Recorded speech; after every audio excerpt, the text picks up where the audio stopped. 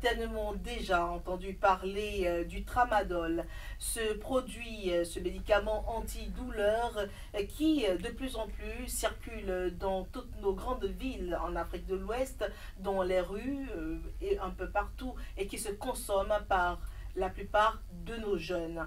Alors, c'est de ce produit qu'il va s'agir dans ce nouveau numéro de votre rubrique L'entretien du jour. Le thème prévu pour vous est bien la consommation anarchique du tramadol en Afrique de l'Ouest, un problème de santé publique à résoudre. Et pour parler donc de ce thème, nous avons pour invité Dr Louis Koupoué-Mendy. Voilà, Louis Koupoué-Mendy, il est pharmacien d'officine. Il est également spécialiste en réglementation pharmaceutique. Alors, docteur, bonjour. Bonjour, Madame Claire Sakamanto. Ravi de vous recevoir sur SICA. Ah ben, c'est à moi de vous dire merci pour l'invitation. Alors, comme vous le savez déjà, le sujet aujourd'hui concerne le tramadol, sa consommation de plus en plus anarchique dans l'espace CE2AO et un peu partout, commence à devenir préoccupante, surtout avec les effets que ce produit a sur notre jeunesse. À commencer par la définition de ce produit. Un médicament normalement antidouleur. Et quel autre détail? Bien entendu, tramadol, c'est un médicament qui appartient à la classe thérapeutique des analgésiques opiacés faibles. C'est-à-dire qu'il fait partie des médicaments utilisés pour lutter contre la douleur. Donc, on peut dire simplement un antidouleur. Vous savez, en termes de douleur, c'est une question donc, de sensibilité individuelle d'abord, et c'est une question donc, de palier. Donc, lorsque quelqu'un se plaint de douleur, la plupart du temps, il y a des médicaments classiquement connus, sans faire de publicité, le paracétamol par exemple. Et bien, quand vous l'utilisez, que la douleur ne cède pas, il faut monter de grade. Donc, on passe des analgésiques faibles à des analgésiques un peu plus forts qui permettent donc de traiter, de prendre en charge des douleurs d'intensité modérée à intense. Et parmi les médicaments généralement utilisés figure notamment le tramadol. C'est ça. Et il se fait que le tramadol se retrouve en service libre hein, dans les pharmacies et partout ailleurs. En principe, en pharmacie, non, parce que au niveau de la pharmacie, on a deux catégories de médicaments. On a des médicaments qui sont à prescription médicale obligatoire et il y a des médicaments qui sont à prescription médicale facultative.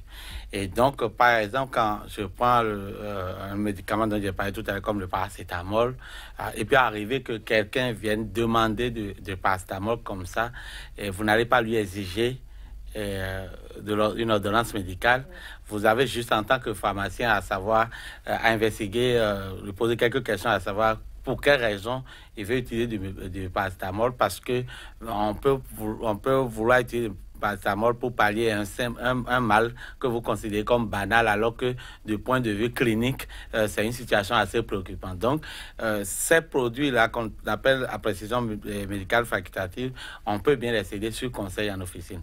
Par contre, les médicaments à précision médicale obligatoire ne peut pas être cédé sans ordonnance médicale. Et tramadol figure au titre parmi les médicaments à précision médicale obligatoire.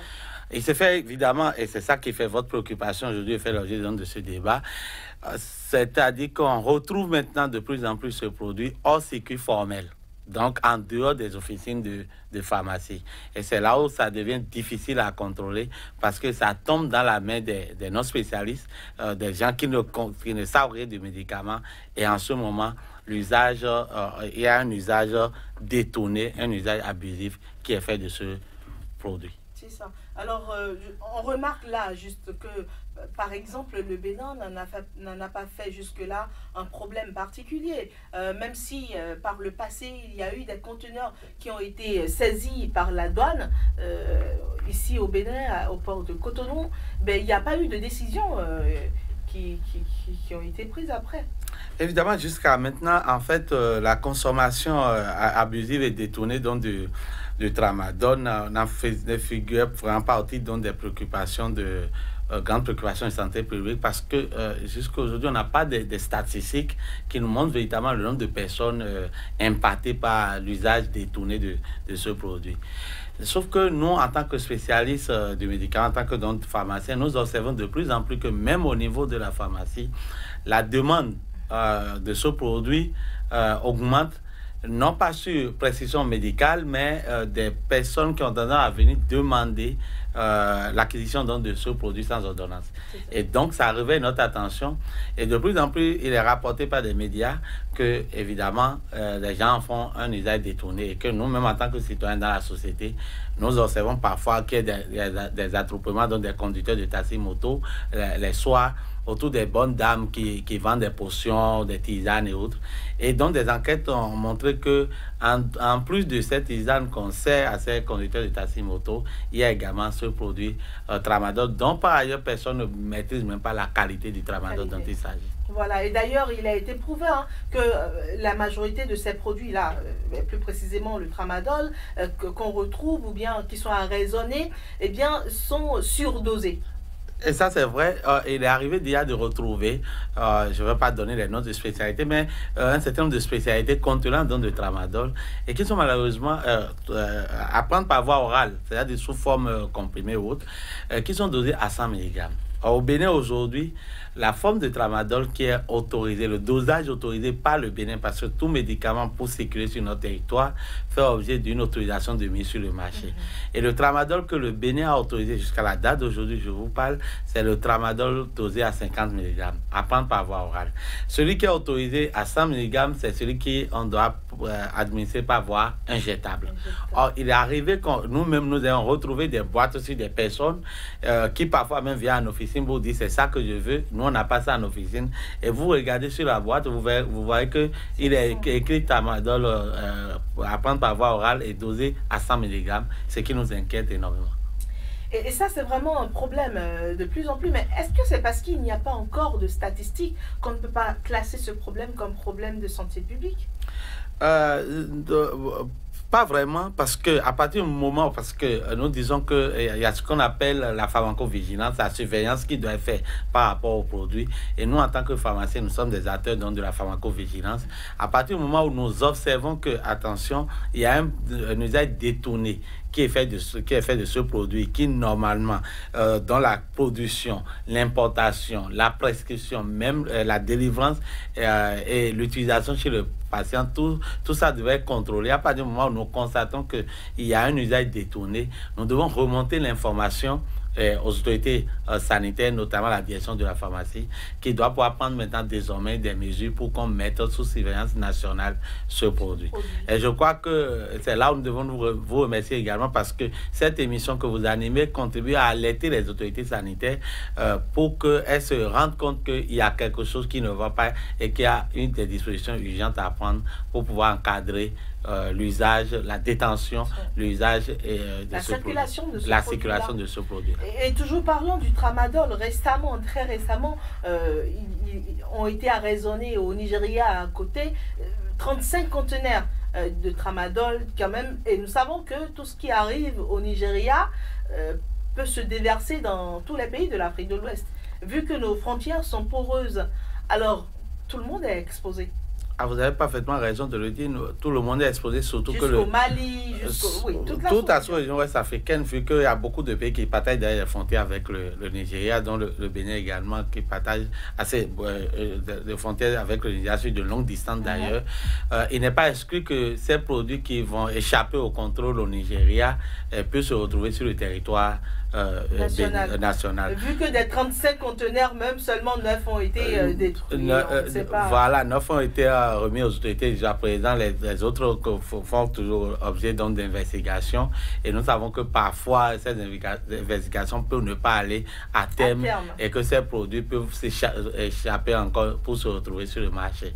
Et donc, c'est en cela que nous devons renforcer aussi la surveillance et préciser qu'il faut que la lutte est en cela. Il faut qu'on puisse plus reconnaître et saluer l'effort des autorités qui luttent contre le marché illicite de médicaments, les médicaments de la rue, parce que tant que le produit va rester dans le circuit formel, la responsabilité revient aux différents acteurs de la chaîne formelle, c'est-à-dire les prescripteurs, les pharmaciens, dispensateurs et tout autre, qui doivent faire le travail de sorte à ce que ce produit, l'encadrement de ce produit se fasse conformément à la réglementation. Mais dès que ça se retrouve dans le circuit informel, difficile de l'encadrer. Donc, il faut que le travail de lutte contre le marché informel de médicaments qui a commencé chez nous, que ce travail puisse se renforcer et qu'une focalisation soit faite vraiment sur ce produit, qui n'est d'ailleurs pas le seul. Parce que même récemment, avant Tramadol, d'ailleurs, le même Nigeria a eu à démanteler ou à fermer même des producteurs, donc des usines pharmaceutiques qui fabriquaient des sirops à base de codéine, qui sont des sirops antitussifs. Et donc, vous savez que tout comme le tramadol, la codéine aussi est un dérivé opiacé. Et nous disons opiacé parce que ça, il faut que nous l'expliquions. C'est parce que ces produits, que ce soit le tramadol ou codéine, ils exploitent les mêmes récepteurs au niveau du système nerveux central, donc au niveau du cerveau, que la morphine. Et la morphine qui est comme une drogue, de la drogue. Donc, et il produit exactement les mêmes effets, même utilisés à doses thérapeutiques. Vous avez des effets secondaires qui suivent à type donc, de somnolence, voilà, à type de nausée et autres, voilà. Et donc, il faut que le travail qui a commencé au Nigeria, qui a d'ailleurs une autorité de réglementation nationale forte, qu'on appelle la NAFDAC, le travail qui a commencé au Nigeria, il faut que les autres États, parce que le Nigeria est en train de surveiller son territoire, et il n'est pas exclu que des gens échappent du Nigeria, ou bien ces produits échappent et se retrouvent sur notre territoire. Et si nous ne contrôlons pas notre territoire, eh bien on aura décimé nos populations par ces produits dangereux. Et on soupçonne même qu'il y ait une usine de fabrication de tramadol au Nigeria. Hein? Ah oui, c'est bien possible parce que vous savez, en termes de territoire, déjà, le Nigeria est un pays très vaste et en termes de population aussi, c'est un grand pays. Et vous savez, quand c'est comme ça, ce n'est jamais... la maîtrise de la surveillance n'est pas chose donnée d'avance. C'est difficile. Alors, rapidement, pour finir, dites-nous, est-ce que vous avez des conseils? Qu'est-ce que vous avez à dire à notre jeunesse qui, franchement... confond ce produit à des bonbons. Déjà, tellement c'est répandu aujourd'hui. Déjà, c'est de vous remercier, vous les médias, qui avez commencé par alerter et vous encourager à continuer ce travail de sensibilisation de nos populations. Parce que c'est d'abord de ça qu'il s'agit. Il faut réprimer, d'accord, mais en amont, il faut éduquer. Donc, nous disons à nos populations que ces produits sont des produits dangereux parce qu'ils agissent un peu comme de la drogue. Et tout le monde connaît les effets de la drogue. Et deuxième chose, c'est de pouvoir dire aux autorités politiques, aux autorités sanitaires, qu'elles doivent prendre leurs responsabilités et à la police, à la douane, donc de pouvoir surveiller les frontières de sorte à ce que ces produits ne tombent pas sur notre territoire.